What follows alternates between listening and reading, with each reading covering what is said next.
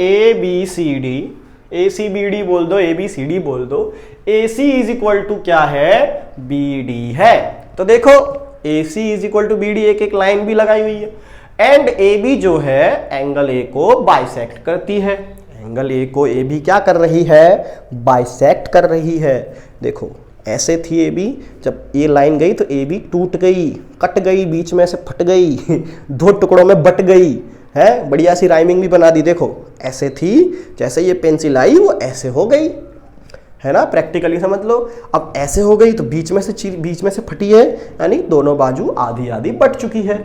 Okay, बहुत ही अगर कुछ वर्ड्स यूज हो रहे हो तो माफ कर देना, मैं जस्ट एकदम राइमिंग बिठाने के लिए बोल रहा था, बाकी कुछ नहीं है अपने अंदर। ओके, सो सबसे पहले क्या लिखेंगे सर पेन बदल लो, परिवर्तन संसार का नियम है, हम भी संसार के नियम के हिसाब से चलते हैं भाई, दुनिया के हिसाब से चलना पड़ता है। देखो यूट्यूबर्स को ट्रेंडिंग सॉन्ग चल रहा है तो ट्रेंडिंग सॉन्ग पे ही वीडियो बना देते, साला उसके फिर ऊपर आए कुछ या ना आए, खाली चल रहे होंगे, चलते चलते भी वो ट्रेंडिंग सॉन्ग डाल देंगे, क्योंकि ट्रेंडिंग है, पब्लिक अंडी है, देखेगी ठीक है। ओके चलो, तो हमको गिवन लिखो सर, फोकस, तुम फालतू बातों में। ओके फोकस कि A C is equal to A D दिया हुआ है ना, A C is equal to A D दिया हुआ है, और दूसरा दिया हुआ है एंगल ए बाइसेक्ट हो रहा है, यानी दोनों तरफ से एंगल इक्वल हो जाएगा, यानी एंगल आ जाएगा B A C is equal to angle आ जाएगा डी ए बी। ठीक है, क्योंकि ए बी क्या करती है, बाइसेक्ट करती है, ये भी लिख देना, बाइसेक्ट एंगल है, इसकी वजह से ये इक्वल है। ओके सर एंगल ए तो अच्छे से बनाओ यार, बस खुश हो, आवाज तो आ जाएगी ना थोड़ी बहुत, आज ये साला गला बहुत ही ज़्यादा। अब टू प्रूव, सर राइटिंग सुधारने की कोशिश में लगे हुए हैं। टू प्रूव में क्या करना है, प्रूफ कि ट्राइंगल ए बी सी जो है कॉन्ग्रुएंट होना चाहिए ट्राइंगल ए बी और डी से। सर हर जगह ये आ जाता है, अरे अभिषेक हर जगह है, ए बी डी, अभिषेक ब्रजेश देवपुरिया, मेरे पिताजी का नाम ब्रजेश है और हमारा जो गोत्र है वो देवपुरिया है, पर हम लोग शर्मा लगाते हैं। ये मच्छर आ जाते हैं क्योंकि एसी चालू नहीं है, हमको सर्दी है। अब हमको करना है प्रूफ करना है। सबसे पहले हमको कौन से एंगल्स, तुम कौन सी जगह से करना चाहोगे, देखो एस ए एस से हम कर सकते हैं इसको। तो सबसे पहले एस ए एस के सीक्वेंस से चले तो एस आएगा सबसे पहले कि A C is equal to A D, क्या है ये, गिवन है। फिर दूसरा angle B A C is equal to angle D A B, ये भी क्या है, गिवन है। अब सर एस ए तो हो गया, एस चाहिए, तो बेटा देखो ट्राइंगल कौन सा है, ए बी सी, और दूसरा ट्राइंगल कौन सा है, ए बी डी। तो देखो इधर भी ए बी आ रहा है, इधर भी ए बी आ रहा है, यानी A B is equal to A B, क्या आ जाएगा, कॉमन। ठीक है, ए बी न्यूट्रल है ठीक है, तो triangle A B C congruent to triangle A B D by S A S. हमने जो थियरम सीखी थी सास वाली, उस थियरम से हमने इसको प्रूव कर दिया है। अब वो हमको क्वेश्चन आगे भी पढ़ो, what can you say about B C and B D. अब बेटा एक बात याद रखने का, जब भी दो ट्राइंगल हम प्रूव करते तो उनके कॉन्ग्रुएंट पार्ट्स भी, जो करस्पॉन्डिंग पार्ट्स जो होते हैं वो भी इक्वल होते हैं। सर ये करस्पॉन्डिंग पार्ट्स क्या होता है, तो बच्चा लोग करस्पॉन्डिंग पार्ट्स वो होता है जैसे दो ट्राइंगल हैं, अगर चलो मान लो ये दो हाथ है, ठीक है, अगर इस हाथ की ये वाली उंगली उठ रही है तो इस हाथ की भी यही वाली उंगली होनी चाहिए, तो ये दोनों उंगली क्या हो गई, करस्पॉन्डिंग हो गई। ठीक है, करस्पॉन्डिंग पार्ट्स है, मतलब इस हाथ की भी यही पहली उंगली है और इस हाथ की भी पहली उंगली, और इस हाथ की दूसरी उंगली तो दूसरी उंगली, तीसरी उंगली तो तीसरी उंगली, चौथी उंगली तो चौथी उंगली। मतलब कि जितने भी ट्राइंगल अगर दोनों सेम है तो उनके वही पार्ट्स जो एकदम सेम टू सेम वो भी इक्वल होते हैं। ठीक है, तो देखो इधर भी बी सी है तो बी सी लिख दिया इक्वल टू, इधर बी डी है तो बी डी लिख दिया by C P C T. Sir triangle में तो बताओ, ये रहा ट्राइंगल, तो देखो ये रहा बी सी और ये रहा बी डी, देख लो, उस ट्राइंगल का भी वही लाइन और इस ट्राइंगल का भी यही लाइन, दोनों लाइन इक्वल है। ठीक है, तो स्क्रीनशॉट लेવું છે લઈ લો।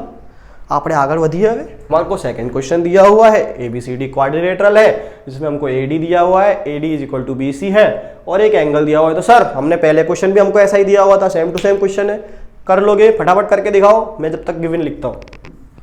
ठीक है, तो गिवन, अब गिवन में क्या क्या दिया हुआ है भाई कि AD इज इक्वल टू जो है वो BC है, and angle DAB is equal to जो है एंगल CBA है। ठीक है,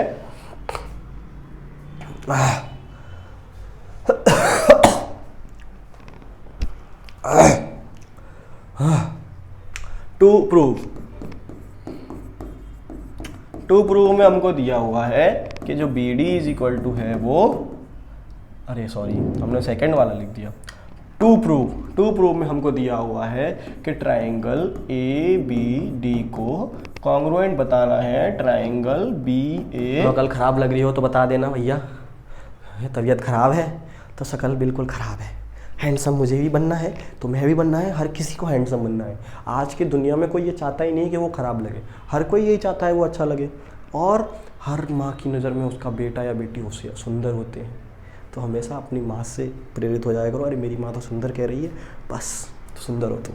ठीक है, हर किसी के पास एक ना एक टैलेंट होता है सुंदर होने का। ओके, तो सब सुंदर है, सबको इक्वल तरीके से देखा करो। ऐसा ही थोड़ा सा भाषण देने की इच्छा हो रही थी, इसके लिए दे दिया। ओके, क्योंकि मैं सुंदर बनना चाहता हूँ, पर मेरी तबीयत खराब हो गई है तो नहीं हो पा रहा है अभी। मुझे बनना है सुंदर, एक दिन बन के रहूँगा। चलो प्रूफ, अब हमको प्रूफ करना है। चलो भाई, सबसे पहले तो हम क्या देंगे कि भाई AD इज इक्वल टू क्या है, BC है। ये भी क्या है, गिवन है। यहाँ पे लिख देना वी नो दैट, इंग्लिश थोड़ी सी झाड़ देना। ओके, दूसरा हमको एंगल भी दिया हुआ है अब की बार तो, कि एंगल DAB जो है एंगल CBA होगा। बेटा इसी दोनों ट्राइंगल्स में से ही तुमको चीज़ें मिलेंगी। देख लो DAB, तो DAB यानी एंगल A जो है एंगल B के साथ इक्वल है। अब तीसरी चीज़ देखो बेटा, इसी ट्राइंगल में है AB है, AB है, तो AB is equal to AB, मैंने बोला था ना क्वेश्चन 1 जैसा है। ये भी क्या है, सॉरी ये क्या है, कॉमन है, और ये क्या था, गिवन है। So triangle ABD congruent to triangle BAC, ठीक है, बाय सास। ठीक है, सास बहू। ओके, विभाजन करना पड़ेगा हमको, क्योंकि हमको दो चीज़ें और प्रूफ करनी है। तो सेकंड वाला है, तो भाई जब फर्स्ट वाले को हम प्रूफ कर चुके हैं कि ABD जो है BAC के साथ इक्वल है, मतलब कि कॉन्ग्रुएंट है, तो उसके करेस्पॉन्डिंग पार्ट्स भी क्या हो जाएंगे, कॉन्ग्रुएंट हो जाए, पर इन दोनों के अंदर ही होना चाहिए। तो देखो BD is equal to AC है, तो BD is equal to AC है। हाँ सर है, तो लिख दो कि BD is equal to AC by CPCT, corresponding parts of congruent triangle. पहले मुझे भी याद नहीं होता था CPCT साला है क्या, बट मैंने भी याद किया तो तुम भी याद कर लेना। तीसरा, एंगल ABD जो है एंगल BAC से इक्वल होना चाहिए। देखो बेटा, इसी में है angle ABD equal to angle BAC, यानी कि ये वाला B जो है इस वाले A से इक्वल होना चाहिए। ठीक है, पहले वो वाला A इस वाले A से इक्वल था, अब ये वाला B उस वाले A से इक्वल है, तो इसी ट्राइंगल का पार्ट वो भी। तो ट्राइंगल क्या दिया हुआ है, एंगल ABD होगा, वो इक्वल हो जाएगा एंगल BAC से। ये भी किससे हो जाएगा, बाय CPCT। डन है, डन है भाई। देख लो, फोटो क्लिक कर लो, स्क्रीनशॉट ले लो। चलो क्वेश्चन नंबर 3।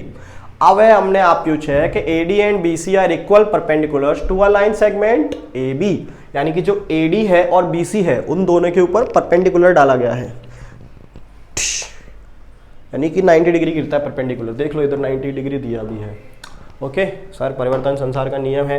अरे मेरे को भी लाइन याद हो गई है, परिवर्तन संसार का नियम है, नियम है, नियम है। ठीक है, so that C D bisect A B, यानी कि जो सी डी है वो ए बी को बाइसेक्ट करती है। अब तुम ये चीज, बाइसेक्ट का मतलब क्या होता है, जब बाइसेक्ट करती है यानी बाइसेक्ट क्या करता है, इक्वल पार्ट्स में डिवाइड कर देता है। यानी हमको प्रूव करना है कि जो सी डी जब ए बी को बाइसेक्ट करेगी तो एंगल ये वाला side O A is equal to क्या होना चाहिए, ओ बी होना चाहिए। तो चलो भाई, सबसे पहले तो गिवन कुछ दिया हुआ है, गिवन में क्या सर, इक्वल परपेंडिकुलर्स दिए हुए हैं, है ना, दिए हुए हैं कि नहीं दिए हुए हैं, कि AD and BC are equal perpendiculars. ठीक है, तो क्या हो जाएगा, AD is equal to BC हो जाएगा। ओके, अब एंगल B और एंगल AB क्या है, दोनों ईच 90 डिग्री। ठीक है, ओके, तो ये भी गिवन है। टू प्रूव, तो हमको प्रूफ क्या करना है भैया कि C D bisect A B, कि जो सी डी है वो बाइसेक्ट करे ए बी को। ठीक है, चलो प्रूफ ले लो। तो प्रूफ में लेने के लिए पहले हमको लेने पड़ेंगे दो ट्राइंगल। एक ले लो सी ओ बी, ऊपर वाला triangle C O B, and दूसरा ले लो A O D, triangle A O D. सबसे पहली बात कि ए डी जो है वो बी सी से इक्वल है, क्योंकि इक्वल परपेंडिकुलर्स है ना, ये तो बताया हुआ है हमको। दूसरी बात, एंगल बी जो है वो एंगल ए से इक्वल हो जाएगा, क्योंकि ईच 90 डिग्री है। अभी दो चीज़ें हमें पता थी, हमने लिख दिया। अब तीसरी सर, अरे सीधी सीधी दिख रही है कि ये वाला एंगल इस वाले एंगल से क्या हो जाएगा, इक्वल, वर्टिकली अपोजिट एंगल्स। तो एंगल ए ओ डी या एंगल सी ओ बी लिख लो, ठीक है, is equal to angle C O B. क्या हो जाएगा, वर्टिकली अपोजिट एंगल्स। विभाजित कर देते हैं भैया, हर किसी को उसका हिस्सा मिलना चाहिए। तो so triangle A O B, ठीक है, equal and congruent to triangle, sorry यार दिमाग की, triangle C O B congruent to triangle A O D. So देख लो भाई, अब इसका ये पार्ट और इसके भी ये पार्ट कॉन्ग्रुएंट पार्ट्स इक्वल, यानी कि O B is equal to O A by C P C T. So क्या लिख दोगे, C D bisects A B.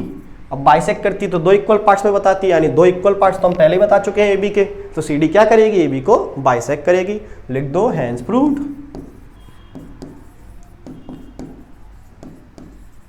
आया बात समझ में? देख लो एक बार फिर से कि हमको दिया हुआ था इक्वल परपेंडिकुलर, यानी AD is equal to B C.